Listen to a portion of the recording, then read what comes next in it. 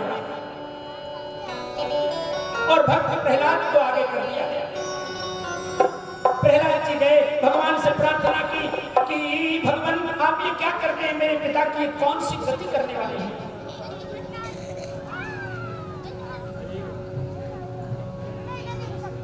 मग्न हुए प्रहलाद को देखो, खम्भ में राम रमा डाला। मग्न हुए प्रहलाद को देखो, खम्भ में राम रमा डाला। हमारे बीच में पधारी आदरणीय वार्ड 81 की पार्षद श्रीमती बबीता डोंगरे जी। हेलो। हमारे बीच में आज मेरे छोटे भाई सुबह सोनी, ये जो छत्र छाया है और ये सजावट जो है ये उन्हीं की है और आज वो हमारे बीच में है। मैं भी चाहूँगा कि वो गुरुजी का स्वागत करने आए हैं। जी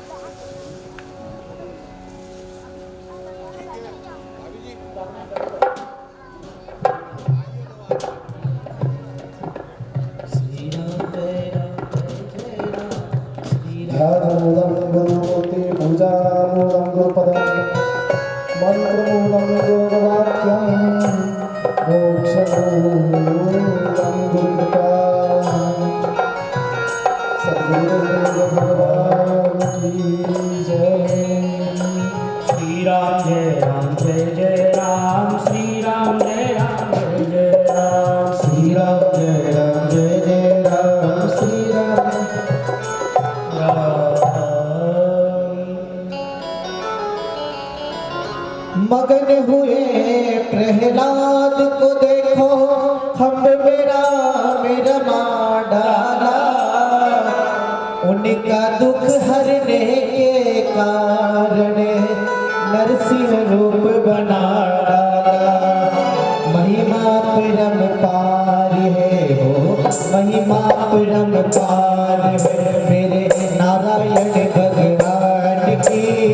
उनका दुख हरने के कारण नरसिंह रूप बना डाला।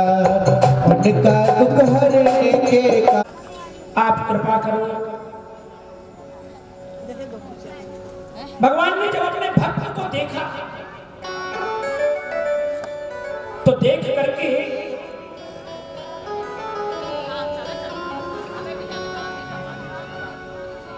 इस छवि को देखकर भगवान ने बालक को गोद में लिया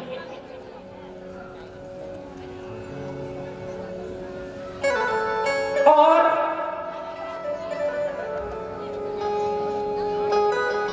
इसके मुख के ऊपर, चेहरे के ऊपर, बालों के ऊपर भगवान हाथ घुमाने लगे।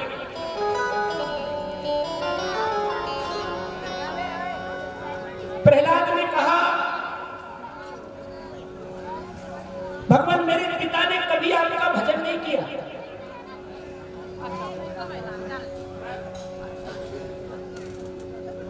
कभी आपके चरणों का चिंतन नहीं किया। भगवान नरसिंह ने पूछा, बताओ क्या चाहते हो तुम? तो प्रहलाद ने कहा कि केवल मैं इतनी प्रार्थना करना चाहता हूं कि मेरे पिता को परम गति प्राप्त होना चाहिए, परम धाम प्राप्त हो। भगवान के नेत्रों में सूझ रखाए। प्रहलाद की स्तुति को श्रवण कर करके भगवान ने प्रहलाद को आश्वासन दिया कि बेटा, मैं यह आशीर्वाद प्रदान करता हूं कि तुम्हारी 21 पीढ़ियां परम धाम को प्राप्त हो जाएंगी, सबको मोक्ष प्राप्त हो जाएगा। और एक वचन और देता हूं कि आज के बाद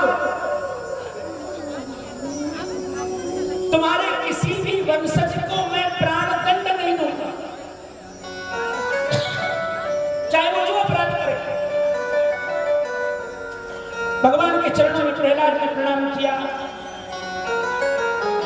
भगवान ने राज सिंहासन प्रदान करने के बाद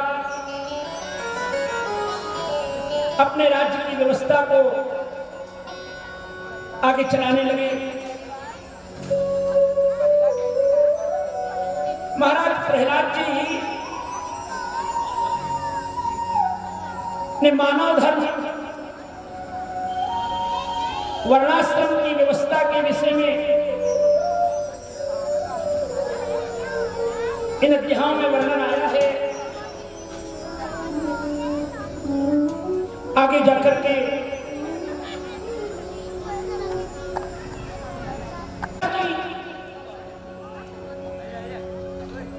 और 3 पग में सारे संसार को नाप लिया।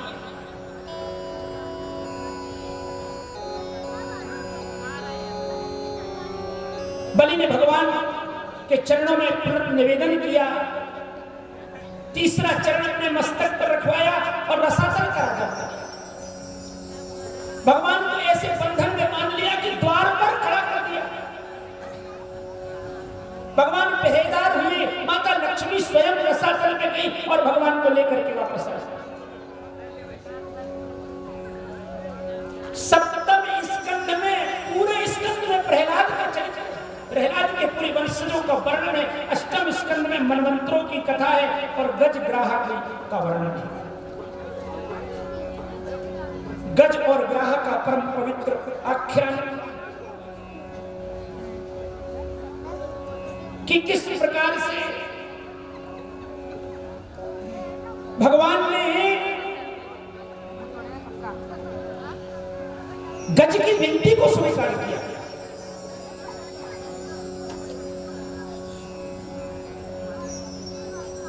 वर्णन आया है त्रिकूट पर्वत के ऊपर एक गज का बहुत बड़ा परिवार रहता था। एक बात बताएं, आज थोड़ी हलचल इसलिए कि परमात्मा को आना है। वैसे तो कथा में बार बार उठना, बार बार इधर जाना उधर जाना, कथा में एक तरह से भंग ही होना है। कथा से तारतम्य टूट जाता है। परंतु आज के लिए छूट भी है क्योंकि गोविंद आने वाले हैं तो व्यवस्थाएं बहुत सारी होती हैं। ठाकुर जी के अवतरण का विषय है। धीरे धीरे सब आप उसी तरफ जा रहे हैं। और नहीं तो कथा में तो केवल शुद्ध कथा चले।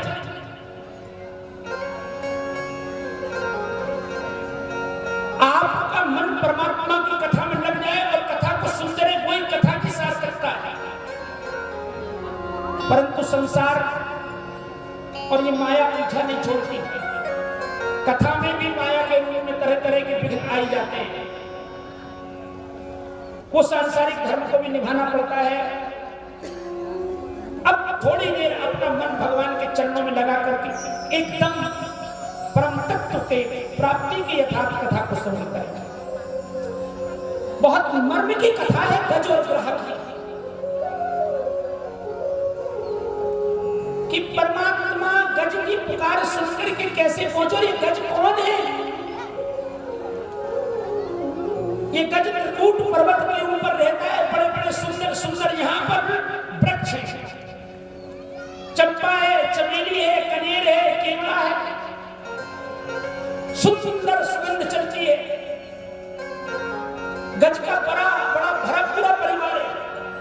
पूरे परिवार को साथ में लेकर के एक दिन क्षीर सागर के लिए गया और क्षीर सागर में अपने परिवार के सभी लोगों को जलपान करा रहा है। और एक बात बताएं, क्षीर सागर में सुंदर सुंदर कमल के पुष्प हैं और ऊपर जो चंपा, चमेली, केवड़ा आदि के पुष्प खिले हुए हैं वो उस सागर में गिर रहे हैं। उस सागर का जल पुष्पों से आच्छादित है। उससे सुंदर सुगंध उठ रही है। गज ने अपने पूरे परिवार को जलपान कराया और पूरे परिवार को जलपान कराने के बाद स्वयं जलपान करने लगा। अब मैं जलपान कर लूं। और जैसे ही जल में प्रवेश किया जलपान करने के लिए, एक ग्राह आ गया, मगर आ गया, और उस मगर ने क्या किया, गज के चरण पकड़ लिए और चरण पकड़ के गज को सागर में खींचने लगा। गज पृथ्वी का रहने वाला जीव है, इसका बल जल में काम नहीं करना था, और ग्राह तो जल में रहता था, इसके अंदर बहुत बल था, खींच करके ले गया। परिवार वालों ने सोचा, हमारे बूढ़े दादाजी गज के पुत्रों ने सोचा हमारे पिताजी खींचे चले जा रहे हैं, तो सूंड में सूंड लगा के खींचना चाहा, किसी तरह बाहर निकलने, परंतु इन गजों का बल चला नहीं। खूब प्रयास किया, थक गए और थक करके गज का साथ छोड़ दिया। यही संसार का नियम है, एक स्थिति तक परिवार वाले साथ लेते, उसके बाद वो भी साथ छोड़ देते। हर कथा को अपने जीवन से मिलाना चाहिए। ये गज कोई और नहीं, आप और हम हैं। जब ये पैर अड़ जाते हैं, इन पैरों को ग्राह ग्रास करने लगता है, बुढ़ापा ग्रास करने लगता है, बनता नहीं है, तो परिवार वाले थोड़े बहुत दिन इलाज कराते हैं, यहाँ वहां ले जाते हैं, इसके बाद कहते भाई अब तो आप अपना देखो समय आ गया होगा आपका। वही स्थिति गज की हुई, परिवार वालों ने साथ छोड़ दिया और कहा बाबा हम चलते हैं, कब तक आपको खींचतानी करते रहेंगे, कभी इधर खींच रहे, कभी उधर खींच रहे, कभी इधर। ठीक वही स्थिति, कभी ये अस्पताल, कभी वो अस्पताल। अब आपके लिए कोई डॉक्टर काम नहीं करेगा, अब तो आपका आखिरी समय आ गया है। ये ग्राह ने पूरा बल लगाया और बल लगा करके खींचना आरंभ किया। खींचते खींचते खींचते खींचते बहुत अंदर तक ले गए, सारे परिवार वाले चले गए।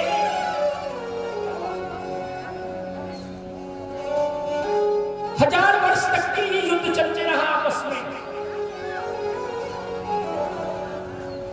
अंत में गज ने विचार किया कि अब परमात्मा की शरण लेना चाहिए, ठाकुर की शरण लेना चाहिए।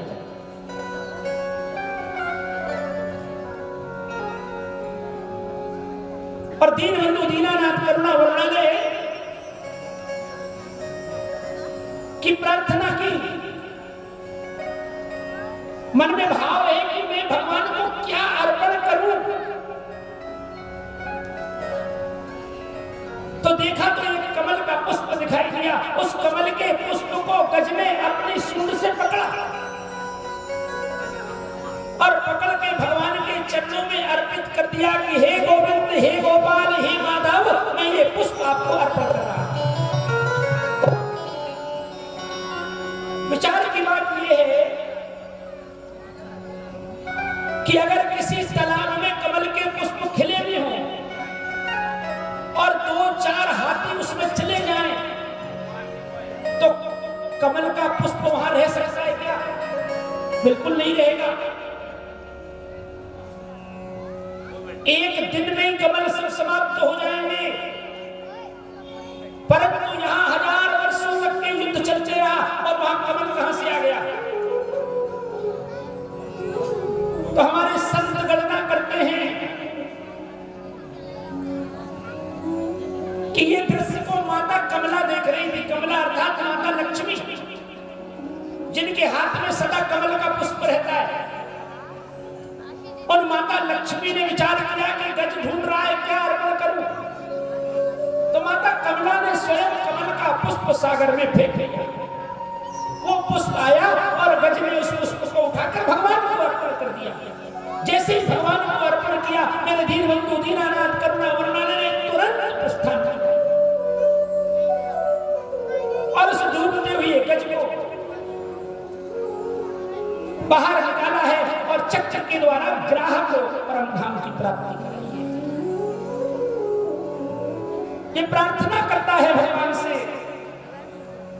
कि मेरे दीन बंधु भगवान गरुड़ पर चढ़ कर आ जाना।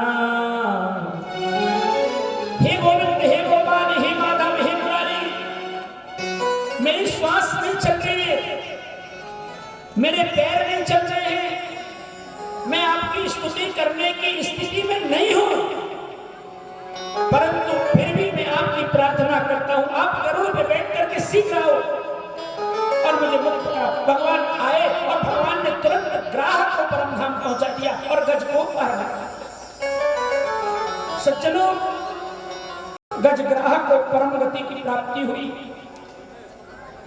अष्टम स्कंद में मनमंत्रों का वर्णन है, देवासुर संग्राम आदि की कथा है, आगामी मनमंत्रों की कथा।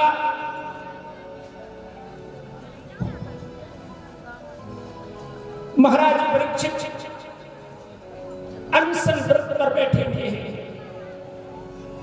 और आज चौथा दिन है। सुखदेव जी महाराज भगवान के विभिन्न अवतारों का आपने अभी तक सोम वंश की कथाएं सुनाई। सुखदेव जी महाराज कहते हैं अब आपको मैं सूर्य वंश की कथा सुनाता हूं।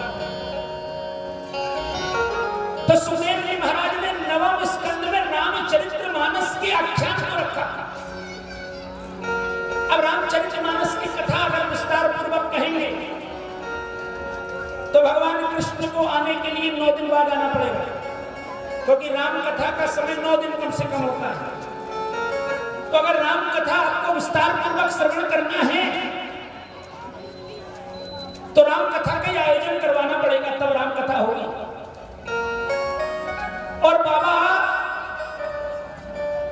हनुमंत लाल राम रसिया हैं और राम कथा को बहुत संक्षिप्त में कह के आगे बढ़ जाए तो मामला बिगड़ जाएगा।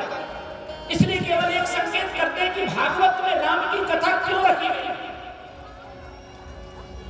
क्योंकि भगवान कृष्ण की होती है लीला और राम का होता है चरित्र। कृष्ण की लीला को राम की मर्यादा में रह करके सुनना पड़ेगा, इसलिए नवम स्कंद में रामचरित्र है। अच्छा, एक बात पर विचार करिए कि चरित्र को जीवन में उतारा जाता है और लीला का केवल दर्शन किया जाता है। लीला जीवन में उतारी नहीं जाती। और नहीं तो उन्होंने कहा भगवान ने चोरी की तो हम भी चोरी करें, क्योंकि भगवान ने भी तो की। भगवान ने जो कार्य किया है वो केवल देखने के लिए, इसलिए भगवान कृष्ण की लीला। एक बार कथा के माध्यम से किसी भगत ने सुना कथा में कि भगवान के 16,108 विवाह हुए। उसने विचार किया कि 16,000 तो नहीं कर पाएंगे, कम से कम 8 विवाह करना चाहिए, अपन भी भगवान बने, क्योंकि आजकल भगवान बनने का शौक सबको सवार है। सब अपने आप को भगवान जानना चाहते हैं। उसने 8 विवाह कर लिए और घर में कह दिया कि मैं 108 का मन बना करके बैठा हूं। ये 8 पत्नियों ने विचार किया आपके मन में ये भाव कहां से आया? तो कहा मैं भागवत सुनने गया और भागवत में पंडित जी ने कहा जो भगवान ने किया वो हमको करना चाहिए। ये भगवान के विवाह के दिन पहुंचा था, चौथे दिन नहीं गया। चौथे दिन गया होता तो राम की मर्यादा का विषय उसको पता होता।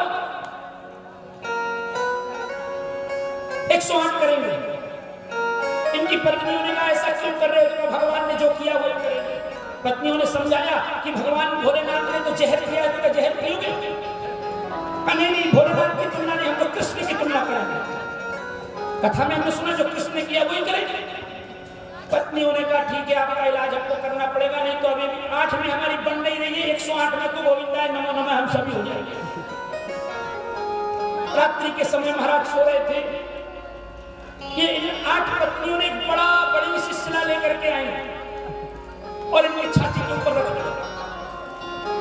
और रखने के बाद जब इनके प्राण निकलने लगे, बचाओ बचाओ बचाओ, तो इनकी पत्नियों ने कहा देखो महाराज ऐसा है, आप कृष्ण बनना जानना चाहते हैं, भगवान ने विवाह बाद में किए और गोवर्धन पर्वत को पहले धारण किया था और वो छोटा नहीं था, 7 कोस का था। भगवान उसको धारण कर सकते हैं, तुमसे छोटा सा पत्थर नहीं अलग हो रहा। पहले वचन दो कि आगे विवाह का कार्य बंद करो। का बिल्कुल नहीं करो। ये तो मैंने सुना ही नहीं कि भगवान ने गोवर्धन भी धारण किया। इसीलिए सुखदेव जी महाराज रामचरितमानस की कथा को नवम स्कंद में परीक्षित को समझ करा रहे हैं। और व्यास जी ने इसलिए रखा कि राम का होता है चरित्र को जीवन में उतारा जाता है। राम ने जो चरित्र किया उसको अपन जीवन में उतारे और कृष्ण ने जो लीला की उसका दर्शन करते। रामचरित्र रखने का यही उद्देश्य है।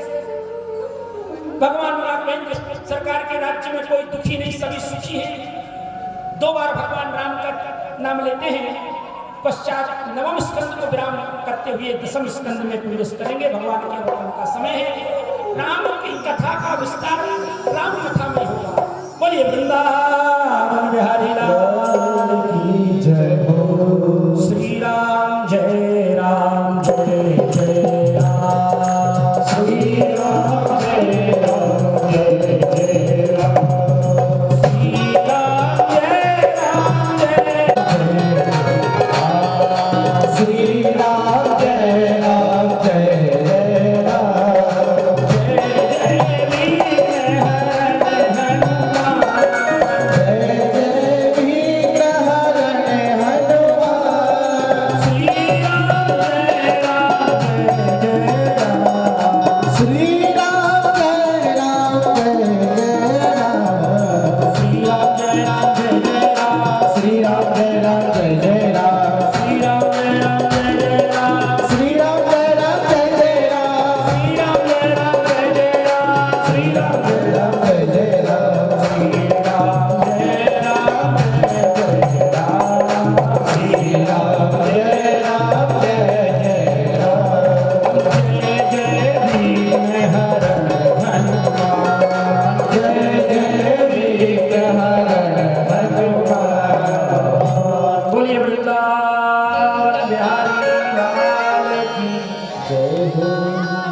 सज्जनों के लिए पृथ्वी के ऊपर बार बार अवतार ग्रहण करते हैं। भगवान श्री कृष्ण चंद्र आनंद कंद प्रभु का अवतरण हुआ और भगवान ने कंस के यहां कारावास में अवतार लिया। गोकुल पहुंचे, वहां लीला की, वहां से वृंदावन गए। इसके पश्चात भगवान जो है मथुरा में प्रवेश कर गए। वहां पर उन्होंने कंस को पराधान परागति की प्राप्ति कराई। इसके उपरांत मेरे ठाकुर जी ने अर्जुन के रथ को हाँकते हुए महाभारत के युद्ध में पांडवों का साथ दिया और इसके बाद भगवान के द्वारिका में राज करते हुए भगवान स्वधाम गमन कर गए। ये भगवान कृष्ण की कितनी लीला है। महाराज परीक्षित के नेत्रों में अश्रु आ गए। अब परीक्षित ने सुखदेव जी महाराज से कहा, मैं इतने दिनों से जिस कथा का सुनने के लिए बैठा हूं अनशन,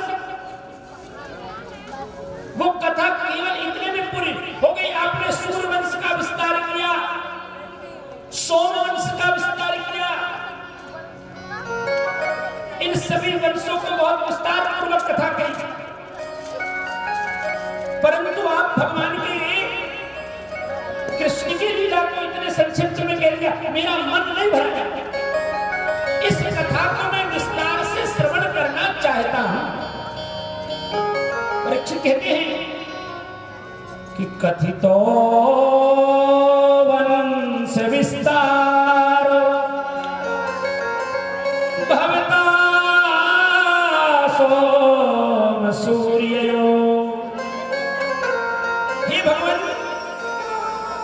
मुझे विस्तार पूर्वक कथा सुनाइए ना, और मैं भगवान के परम अद्भुत वंश की कथा को भी विस्तार से सुनना चाहता हूं। अद्भुत चरित्र भगवान के, इतनी लीलाएं हैं, और परम पवित्र भगवान कृष्ण की लीला आप मुझे विस्तार से सुनाओ, संक्षिप्त में नहीं। कृत्वान्यानि विश्वात्मा तानि नो वद विस्तरम्। तो विश्वात्मा, जो विश्व की आत्मा है, वो विश्वात्मा की कथा को विस्तार से मैं सुनना चाहता हूं। विस्तार से सुनाइए ना। वास्तव में देखा जाए तो सुखदेव जी महाराज ये जांचना चाहते थे कि परीक्षित के मन में कथा सुनने का भाव है या नहीं है। परीक्षित ने कहा इतने से काम चलने वाला नहीं है, विस्तार से सुनाइए। सुखदेव जी महाराज भगवान की लीलाओं का वर्णन करने जा रहे हैं और कहते हैं कि राजन, तुम्हारे भाव को देख करके मैं भगवान कृष्ण की लीला का विस्तार करने जा रहा हूं। सुखदेव जी कहते हैं कि आक्रांत भूमि भारेण ब्रह्मणं शरणं ययो। आक्रांत भूमि भारेण, आक्रांत राजाओं के डर से, माता पृथ्वी घमंडी राजाओं के डर से गाय का रूप धारण किया पृथ्वी ने,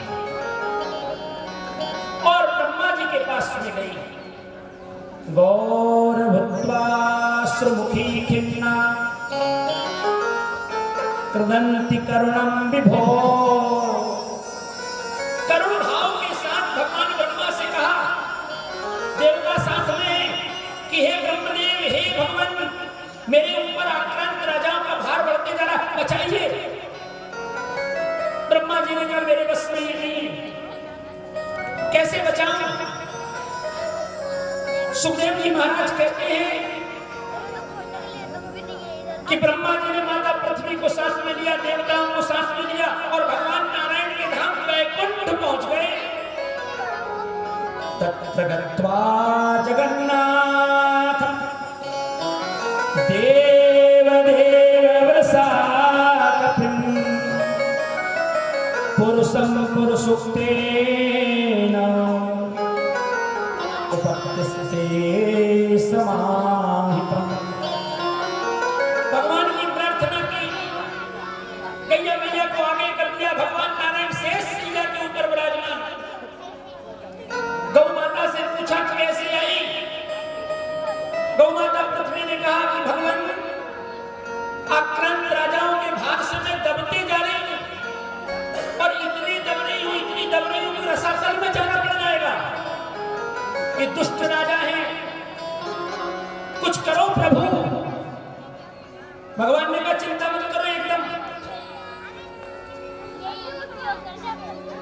भगवान कहते हैं कि तुम्हारे कष्ट को दूर करने के लिए मैं किसी को भेजने वाला नहीं हूं, मैं स्वयं आने वाला हूं।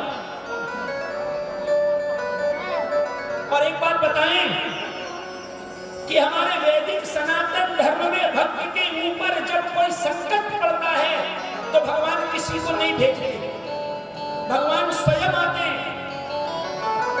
और दूसरे धर्मों में भगवान नहीं आते, भगवान किसी को भेजते, इसलिए उनको कहना पड़ता है कि खुद आ। वो कहते ना खुदा, अर्थात खुद आ, और परमात्मा यहां कहते हैं कि मैं किसी को भेजता नहीं है, तो मैं स्वयं आता हूं। तो नारायण स्वयं बता रहे हैं कि वासुदेव ग्रहे साक्षात् भगवान, यहां पर स्वयं पुत्र के रूप में आऊंगा, और तुम्हारे ऊपर जो आक्रांत राजा, अत्याचारी, अनाचारी, पापाचारी हैं, उन सबका दमन कर दूंगा। उग्रसेन हुए, उग्रसेन के पुत्र कंस हुए, और कंस के काका जी का नाम था देवक। दुहित्रे देवकः। देवक की पुत्री का नाम है देवकी। कंस के चाचा जी की बेटी है। कंस बहुत अपनी बहन को प्यार करता है। विचार किया कि मुझे अपनी बहन का विवाह करना चाहिए, तो अच्छा घर खानदान कहां मिलेगा। अपनी बहनों का विवाह पहले भी कंस ने वसुदेव के साथ में किया। विचार किया वसुदेव को अपनी ये बहन की अर्पण कर दूं, आराम से सब बहनें रहेंगी, कोई दिक्कत नहीं, कोई झंझट नहीं। प्रस्ताव रखा, विवाह संपन्न हुआ और अपनी बहन को विदा करने जा रहा है। विदाई में दास दासी दासीनां सुकुमारिणां, दासियां भी कितनी द्वैसते। दहेज में 200 दासियां भी सेवा करने के लिए अपनी बहन की। और 1800 रथ लिए, शंख भेरी मृदंग बजाते हुए अपनी बहन को विदा करने जा रहा। स्वयं रथ चला रहा है। बहन रथ थोड़े आगे पहुंचा और आकाशवाणी हुई कि रे मूर्ख, तो जिस बहन को विदा करने जा रहा है उसी बहन के अष्टम गर्भ से अस्याष्टमो गर्भो हंतायां बहसे बुधो। इसी बहन के गर्भ से जो 8वां गर्भ जन्म लेगा वो तेरी मृत्यु का गर्भ। इतना सुना तुरंत रथ रोक दिया, खड़ा हो गया, कृपाण तलवार निकाल ली, बहन की चोटी पकड़ के मारना चाहता। महाराज वसुदेव खड़े हो गए। वसुदेव जी ने कहा कि महाराज ये क्या करने जा रहे हो। वसुदेव जी महाराज कहते हैं सकथम भगनी हन्या, ये तुम्हारी बहन है, बहन को मारना नहीं चाहिए। और दूसरा ये स्त्री है, तीसरा अभी अभी विवाह हुआ है, अभी अपनी ससुराल भी नहीं पहुंची। और एक बात सोचो तो जरा, क्या बहन तुम्हें मारने वाली है? का नहीं, का 8वां गर्भ मारेगा।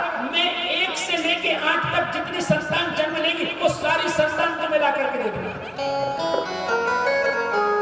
हाँ ये बात ठीक है, ऐसे करना। समझाया तो कंस मान गया, छोड़ दिया। 1 वर्ष के उपरांत देवकी के गर्भ से एक नन्हे से बालक का जन्म हुआ। उस बालक को लिया गोद में और कंस के पास में आए और कंस की गोद में ले जाकर के बालक को वसुदेव में रख दिया। बालक के मुख को कंस ने देखा तो देखा ये मेरा भांजा ही तो है, कितना सुंदर बालक है,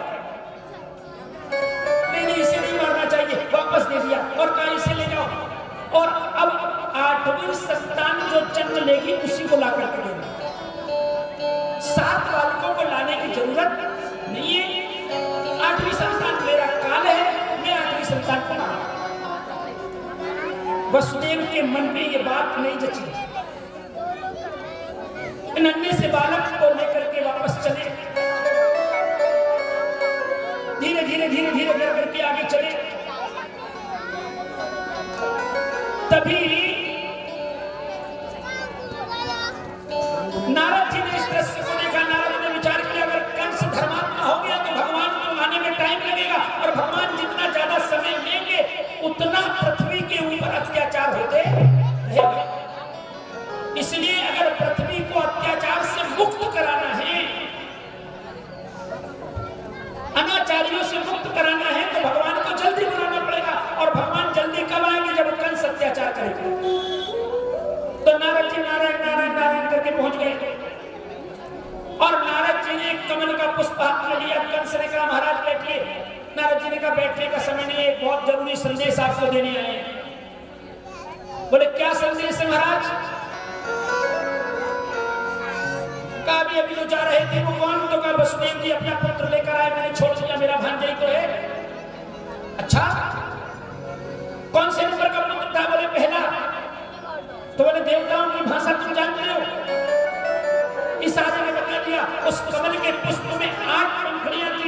एक पंखुड़ी करके निकालते गए और अंत में पूछा कि अब बताओ इसमें पहली पंखुड़ी कौन सी और आखिरी कौन सी।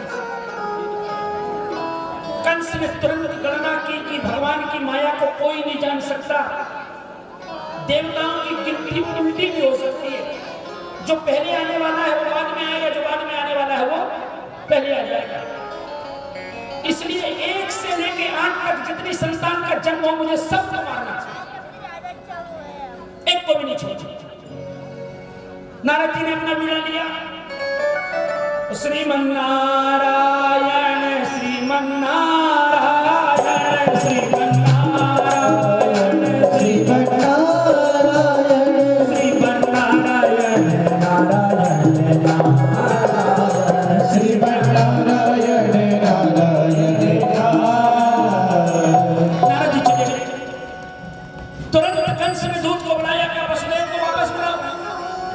वसुदेव के मन में यह संशय था कि इस दुष्ट का कोई भरोसा नहीं है, कब वापस बुला लेगा। वापस बुलाया, देवकी को भी बुला लिया। देवक्या गर्भ संभूता, देवकी वसुदेव दोनों को इस दुष्ट ने कारावास में डाल दिया और उस बालक को एक शिला के ऊपर दे मारा और इसके प्राण निकल गए। ऐसा करते करते 6 बालकों को जन्म दिया भगवान। माता देवकी ने इन 6 बालकों को क्रम से एक एक करके 1-1 वर्ष के बाद में मारने गया। जिस मां ने अपने 6 पुत्रों की हत्या अपने सामने देखी, उसके शरीर की, उसके हृदय की क्या स्थिति रही होगी। माता बड़ी दुखी है। 7वां गर्भ धारण हुआ और 7वें गर्भ के रूप में परमात्मा नारायण स्वयं आना चाहते हैं, परंतु शेष जी महाराज ने कहा नहीं, मैं जाऊंगा। भगवान ने कहा तुम क्यों जाना चाहते हो भाई 7वें में? शेष जी महाराज कहते हैं मैं छोटा भाई बना और आप बने बड़े भैया। तो जिसने जो कहा, जैसा कहा वो सब स्वीकार किया। मां ने वरदान दिया वो स्वीकार किया। धोबी ने कहा कि मैं वो राम नहीं हूं जो सीता को दान, सबकी बात मैं भी सुन ले रहा क्योंकि मैं आपका छोटा था, कुछ कह नहीं सकता था। इसलिए इस अवतार में मैं आपका बड़ा भाई बनना चाहता हूं। 7वें में जाऊंगा। 7वें गर्भ में शेष जी महाराज आए। 7वां गर्भ जब देवकी ने धारण किया तो देवकी के शरीर की छटा बढ़ गई, क्रांति बढ़ गई, चूंच निकलने लगी। क्यों? क्योंकि परमात्मा का अंश आकर के विराजमान हो गया। भगवान ने योग माया को बुलाया और योग माया को बुला करके कहा देवकी के गर्भ से 7वें गर्भ को खींच करके संकर्षित करके और रोहिणी के गर्भ में पहुंचा। माया के द्वारा संकर्षण कर करके 7वां गर्भ रोहिणी के गर्भ में स्थापित कर दिया। इधर कंस के राजमहल में हल्ला हो गया कि 7वां गर्भ पतित हो गया, गिर गया। कंस को विश्वास तो नहीं हुआ, परंतु कुछ पता भी नहीं चल सकता था। लोग कहने लगे जिस मां के 6 संतान का जन्म होते ही मृत्यु को प्राप्त हो जाए वो संतान को क्या जन्म देगी? निश्चित गर्भवती हो गया होगा। कंस ने विश्वास कर लिया। 8वें गर्भ के रूप में साक्षात भगवान नारायण आ रहे हैं। जैसे ही भगवान नारायण के आने का समय हुआ,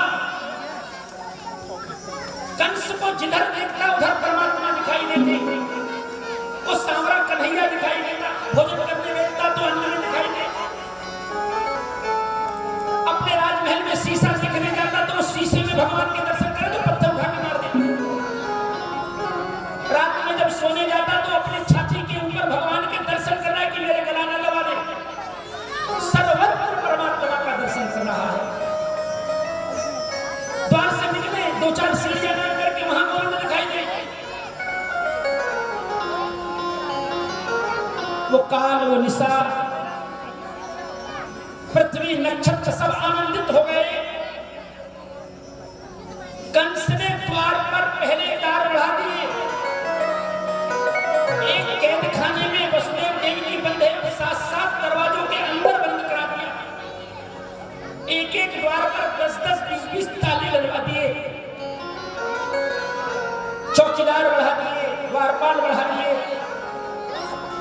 सावधान, रात्रि में कोई नहीं सोएगा, सब जागते रहेंगे। संतान का जन्म हो तुरंत मुझे सूचित करना, एक झटके में आके मार दूंगा। अच्छा,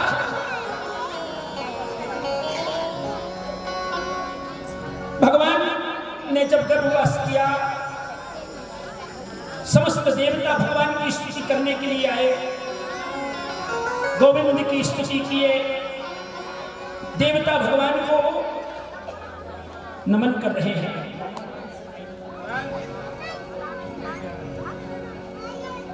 ठाकुर जी की प्रार्थना कर करके देवता गए। भादों का महीना है, कृष्ण पक्ष, अष्टमी तिथि की अर्धरात्रि के समय रोहिणी नक्षत्र, भगवान के आने का समय हो गया। और इस कारावास में भगवान जब आए रात्रि में, तो भगवान दिव्य रूप धारण कर करके आए हैं। सारे द्वारपाल सो गए। माता के सामने भगवान चतुर्भुज रूप नारायण के रूप में प्राकट हो गए। बोलो नारायण भगवान। अभी ज्यादा हल्ला नहीं करना, नहीं कंस को पता चल जाएगा। एकदम शांति के साथ भगवान खड़े हैं। माता ने धीरे से कहा, बेटा लाला बन के आया है कि बाप बन के आया है?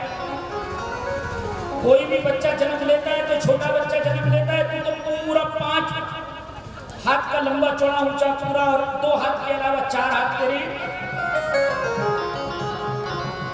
तो भगवान नारायण भी बहुत बड़े कथावाचक हैं। ये जब जब अवतार लेते हैं तब तक पहले आने के पहले कथा कहते हैं। रामा अवतार में भी आए तो माता को दर्शन दिए और सारी व्यवस्था बताई। ठीक उसी प्रकार भगवान नारायण जब अवतार धारण किया तो माता से कहते हैं, मैया सुनो, बाबा आप मुझे गोकुल में नंदराय जी के यहाँ पर छोड़ करके आना, वहां एक कन्या जन्म ली है उसको लेकर के आना, ऐसी ऐसी व्यवस्था, ये सारी व्यवस्था भगवान बता रहे हैं। तभी माता ने कहा कि भगवान अब आप मुझे संतान सुख प्रदान करें और नन्हे से बालक बन जाए। माता पुनि बोली सोमत डोली, तजहु तात यह रूपा, की जैसे सुलीला अति प्रियशीला, यह सुख पुनि बोली सोमत डोली, तजहु तात यह रूपा, की जैसे सुलीला अति। अब माता ने कहा, प्रिय वचन कहे कि बेटा आप सब सुन लिया, अब तो बालक बन जाओ, क्योंकि बालक का सुख में भोगना चाहते हैं। और भगवान नन्हे से बालक के रूप में परिणत हो गए हैं। जैसी व्यवस्था बताई ठीक उसी व्यवस्था के अनुसार नंदराय जी के यहाँ पर वसुदेव जी इस बालक को एक छोटी सी टोकरी में ले रहे हैं और लेकर के जा रहे हैं। भगवान आए आपके बीच में, इससे पहले बहुत सार्वजनिक कथा है। जैसे ही भगवान को लेकर के चले तो देखना सारे द्वारपाल सो गए। जब भगवान आते हैं जीवन में तो सब आराम से सोना चालू कर देते हैं। जैसे आप कथा में आए तो नींद जल्दी आती है, और यहीं पर अगर कोई शासन प्रशासन कोई चेक बांटना होता तो 10 घंटे बैठे रहते, किसी को नींद आने वाली नहीं थी। क्यों? क्योंकि वो माया है। जीवन में जब माया आती है तो व्यक्ति जागता है, और भगवान आते हैं तो व्यक्ति सो जाता है। मेरे गोविंद के आने का समाचार हुआ, भगवान आए तो तुरंत सारे द्वारपाल सो गए, सारे दरवाजे के ताले टूट गए। धीरे से वसुदेव जी महाराज ने बालक को लिया और बाहर निकले के खाने से। बादलों ने गरजना चालू किया, बादलों ने विचार किया कि अगर किसी सेठ साहूकार के यहाँ पर लाला का जन्म होता है तो ढोल बजाए जाते हैं, ताशे बजाए जाते हैं और आजकल डीजे बजवाया जाता है। तो भगवान के अवतार पर कुछ तो बजना ही चाहिए। तो बादलों ने अपनी गड़गड़ाहट, पहले समय में ये सब नहीं था तो क्या होता था, अगर लाला का जन्म होता है ना तो घर में जो बुआ होती है वो बाहर एक थाली लेकर के आती थी और थाली को बजा देती थी। नगर में पता चल जाता था, मोहल्ले में, हाँ भैया के यहाँ पे लाला का जन्म हो गया है, कोई संस्थान में जन्म, ऐसा होता था। बादलों ने धीरे धीरे करके tip tip tip tip tip कर करके बरसना चालू कर दिया। इन बादलों ने विचार किया कि भगवान का जब पूजन होता है तो ब्राह्मण लोग अभिषेक करते हैं फिर मंत्र पढ़ पढ़ करके, तो गोविंद का अवतरण हो रहा है और भगवान आ रहे हैं तो हमें भी अभिषेक करना चाहिए। अभिषेक कर रहे हैं, बिजली चमक रही है, आतिशबाजी हो रही है। धीरे से करके यमुना में प्रवेश किया। यमुना जी का भी उत्साह रहा नहीं गया। यमुना जी गंगा की बहन है और गंगा से हमेशा कहती थी कि अरे बहन कभी मुझे भगवान के चरणों के दर्शन कराना। अब गंगा घमंडी, गंगा के आज कल कराएंगे, कल नहीं परसों कराएंगे और कभी दर्शन कराए नहीं। आज यमुना ने विचार किया कोई सिफारिश की जरूरत नहीं है, अब तो भगवान स्वयं मेरे पास आ रहे हैं तो क्यों ना मैं इनके चरण प्रक्षालन कर लूं। धीरे धीरे करके बढ़ी, पहले घुटने घुटने आई, फिर जंगा जंगा आई, फिर कमर कमर आई, फिर पेट तक आ गई और अब तो यमुना महारानी महाराज वसुदेव की दाढ़ी को स्पर्श करने लगी। तो यमुना कौन है? यमुना साक्षात भगवान कृष्ण की पटरानी है। यमुना महारानी नमो नमः, कृष्ण की पटरानी नमो नमः। तो ये यमुना भगवान पढ़ करके और राम से करके मारना चाहा। देवी आकाश में आकर के स्थापित हो गई, अष्टभुजा देवी के रूप में कहा ये अवतरण की ये कथा। और इधर गोकुल में हल्ला मच गया। भगवान का अवतार सारे के सारे गोकुल भगवान का उत्सव मना रहे हैं। बोलिए वृंदावन बिहारी जय हो। जय गीतन सुने यशोदा जायो लैला यशोदा जायो लैला यशोदा जायो लैला यशोदा जायो लैला यशोदा जायो लैला यशोदा जायो लैला मेरे तन में सुन आई यशोदा जायो लैला तन में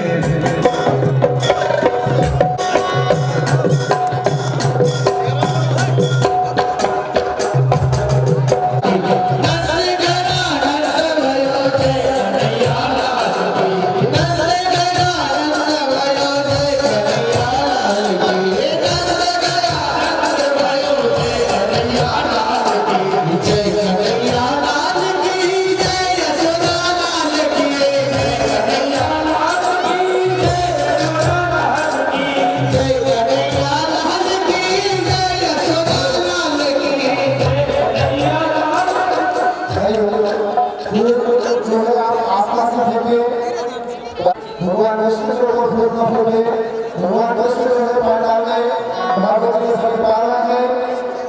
राधे राधे रटो चले आए के बिहारी, राधे राधे रटो चले आए के बिहारी, राधे राधे रटो चले आए के बिहारी, आए के बिहारी चले आए के बिहारी, आए के बिहारी चले आए के बिहारी, आए के बिहारी चले आए के बिहारी, आए के बिहारी चले आए के बिहारी, राधे राधे राधे राधे रटो चले आए के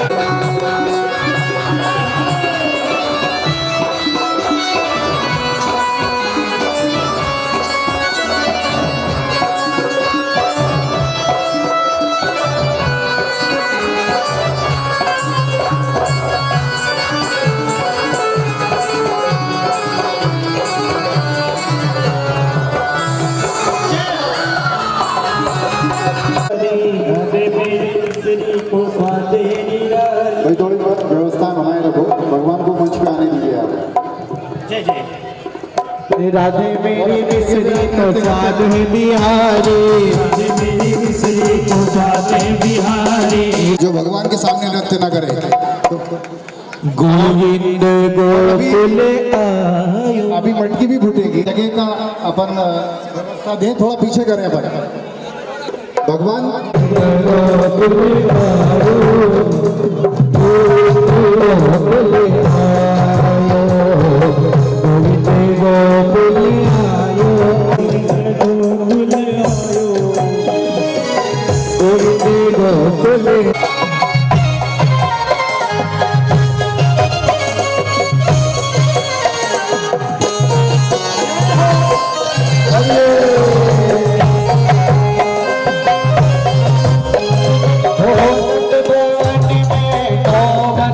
सब सच मिले कर मंगल गावे, सच मिले कर मंगल गावे।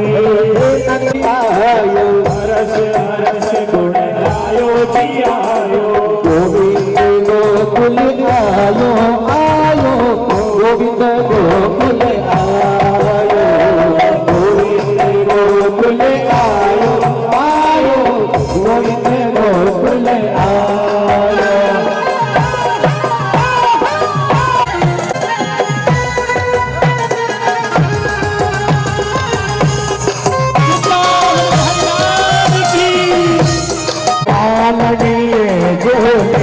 गोपाल भरो पालनिए झूले, गोपाल भरो पालनिए झूले, गोपाल भरो पालनिए झूले।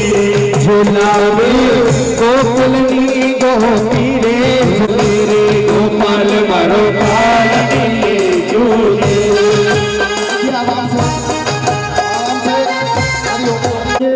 फूल पत्ती कोई न फेंके, केवल दर्शन करेंगे। फूल पत्ती कोई नहीं फेंकेंगे, केवल दर्शन करेंगे। पाला यहाँ रखिए, पाला ऊपर रखिए। हाथ दिए दुलौरे गोपाल थारा नाना नाना हाथ ये दुलौरे, गोपाल थारा नाना नाना हाथ रे दुलौरे। गोपाल मारो पालनिए झूले, गोपाल मारो पालनिए झूले, गोपाल मारो पालनिए झूले। नंद बाबा जी आप मंच पर आ जाइए, सभी भक्तों को भगवान का दर्शन करने दीजिए। भक्त जो है बहुत शांति से भगवान का दर्शन करेंगे, सबको भगवान का दर्शन का आनंद मिलेगा। जो भी वाणी है वो इसमें डालते जाएं और सभी खारो खारो यमुना जीरो पानी लागे, अमित रस से भरियो राधा रानी लागे राधे।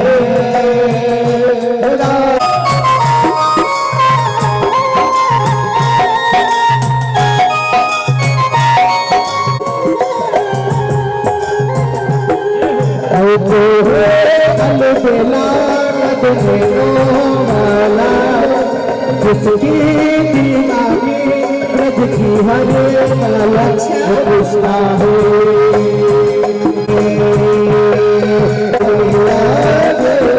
मने खारो खारो यमुना जीरो पानी लागे राधे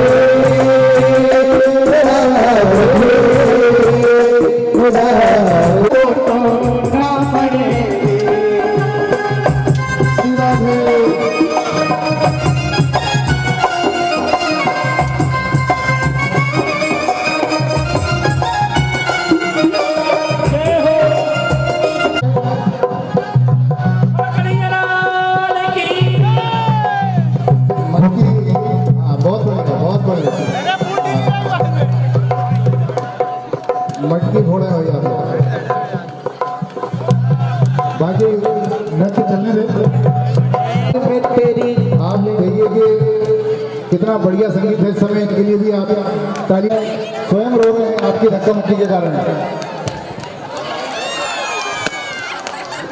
हलो हलो हो कितना प्यारा है श्रृंगार में तेरी, लो नजर उतार कितना प्यारा है, कितना प्यारा है श्रृंगार में तेरी, श्रृंगार नजर उतार कितना प्यारा से सुंदर गजरा लहराया रे।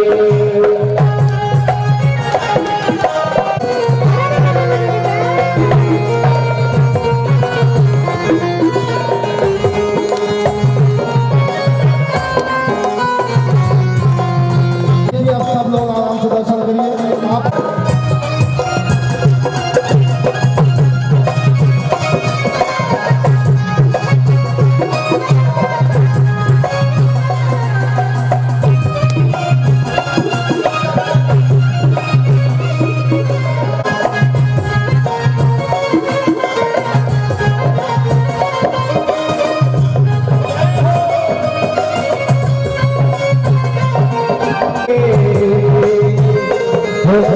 काना को जगायर इसकी फुल्ली सुनने आएगी श्री गिर धर कृष्ण मुरारी आरती को बिहारी श्री गिर धर कृष्ण मुरारी।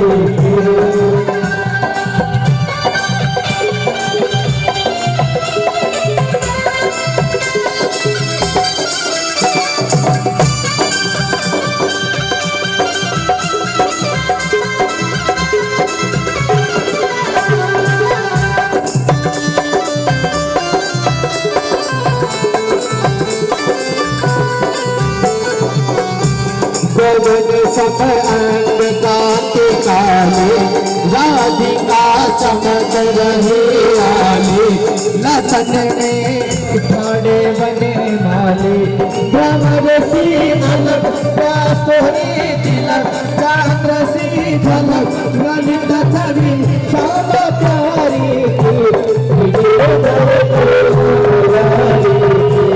आरती कुंज बिहारी हरे कृष्ण मुरारी।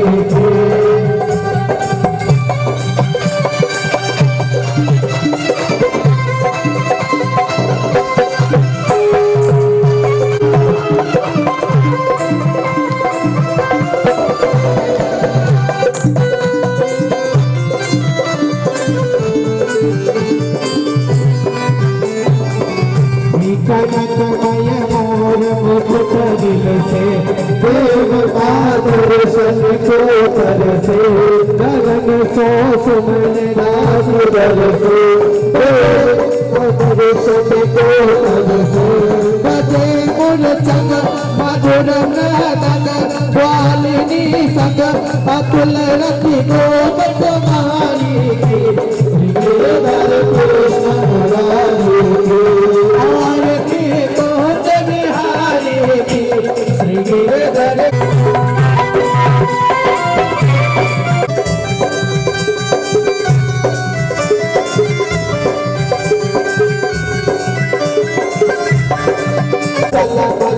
हरे श्री गंगा जहाँ पे प्रकट भई गंगा शरण सकल हरे श्री गंगा स्मरण से होत मोह गंगा स्मरण से होत मोह गंगा बसी शिव जटा के बीच हरे अगठिक चरण छवि श्री बनवारी के श्री गिरधर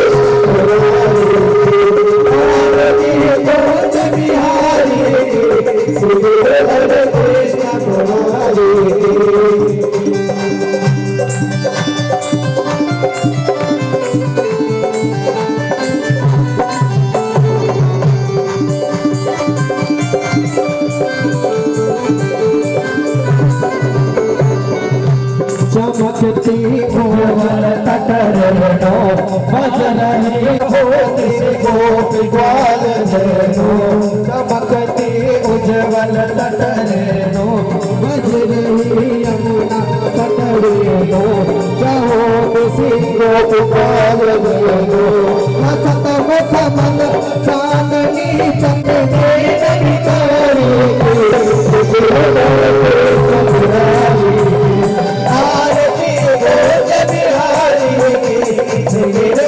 कृष्ण मुरारी आरती कृष्ण मुरारी आरती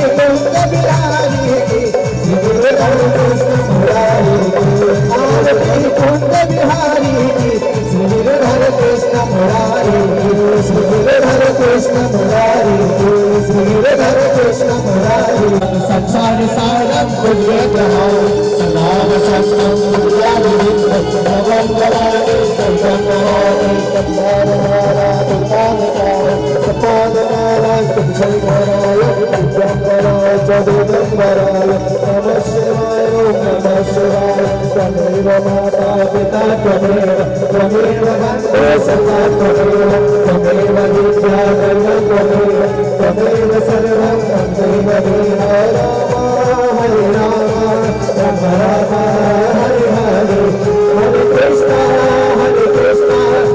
कृष्ण हरे हरे हरे राम राम हरे हरे हरे कृष्ण कृष्ण कृष्ण हरे हरे हरे राम राम राम हरे हरे राम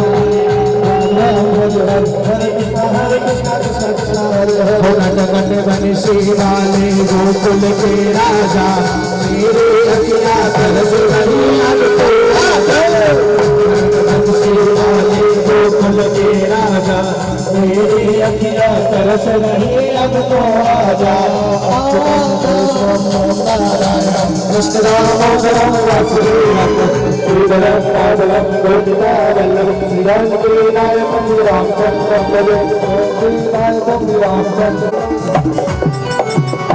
जनेना शीतले कर्णं पुष्पैः देवताभिवन्दनम् आरोग्याधीरात्मादिवास्तान हनुमान विधुमान्यासन्ना तेहनाकं महिमानः सचन्त बपुर्वे साध्याः सर्वं चढ़ाएं अपने स्थान पर एक परिक्रमा करें यानि कानि च पापानि जन्मान्तरकृतानि च तानि सर्वाणि नश्यन्तु प्रदक्षिणाय पदे पदे मन्त्रहीनं क्रियाहीनं भक्तिहीनं सुनं यत् पूजितं मया देव परिपूर्णं तदस्तु गजानन गणपति महाराज की जय हो वृंदावन बिहारी लाल की जय हो। भक्त तो इतने सारे हैं लेकिन जयकारे की आवाज एक की भी नहीं आ रही है। आज लाला का जन्म हुआ है, जयकारा थोड़ी जोर से लगाए। बोलिए वृंदावन बिहारी लाल की, भागवत महापुराण की, सुखदेव जी महाराज की, व्यास जी महाराज की, धर्म की अधर्म का प्राणियों में विश्व का गौ माता की भारत माता की सत्य सनातन वैदिक धर्म की शिव नमः पार्वती पते हरे हरे महादेव जय जय श्री राधे जय जय श्री राधे जय जय श्री राधे श्याम। कोई भी भक्त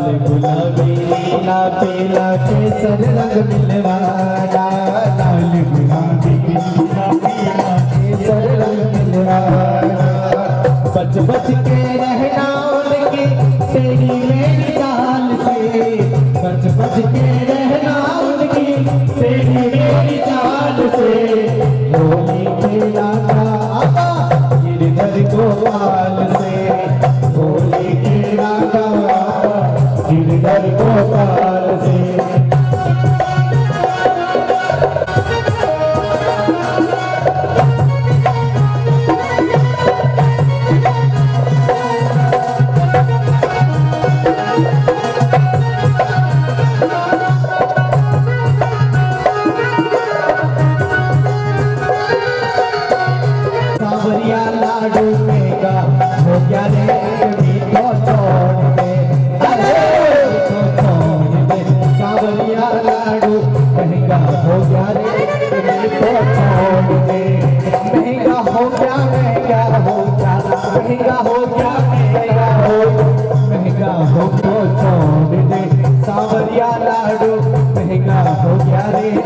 मीठा छोड़ दे।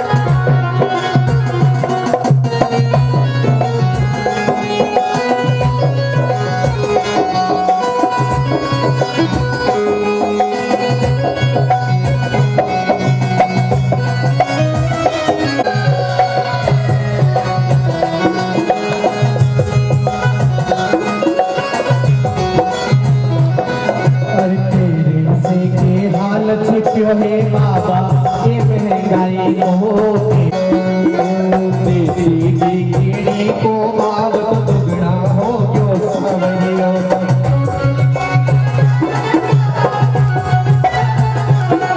अरे तेरे से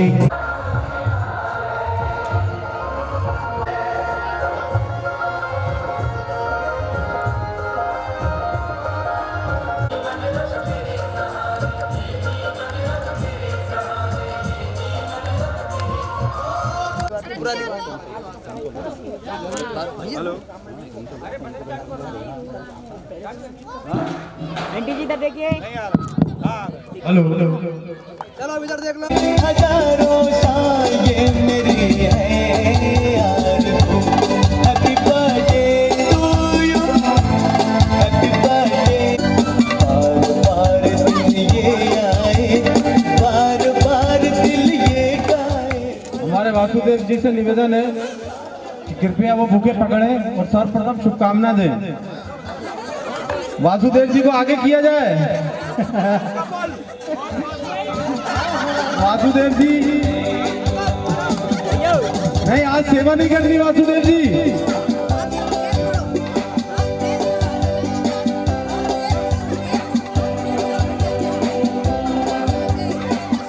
बहुत बहुत आशीष।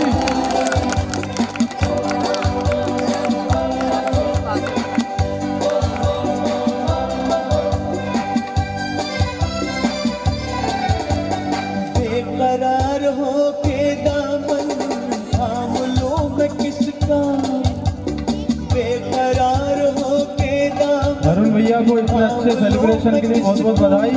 बहुत अच्छी व्यवस्था वरुण भैया जी के द्वारा, सुमन भैया सबका सहयोग, बहुत अविस्मरणीय सहयोग। नहीं नहीं ऐसा कोई नहीं है जिसपे नजर रुक जाए, बेमिसाल जो कहलाए। तुझे हजारों साल ये मेरी है यार, तो happy birthday to you, happy birthday to you, आहा हैप्पी बर्थडे टू यू।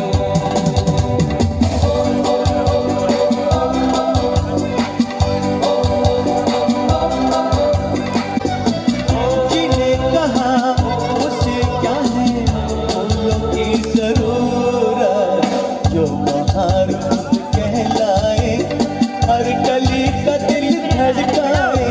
तुझे हजारों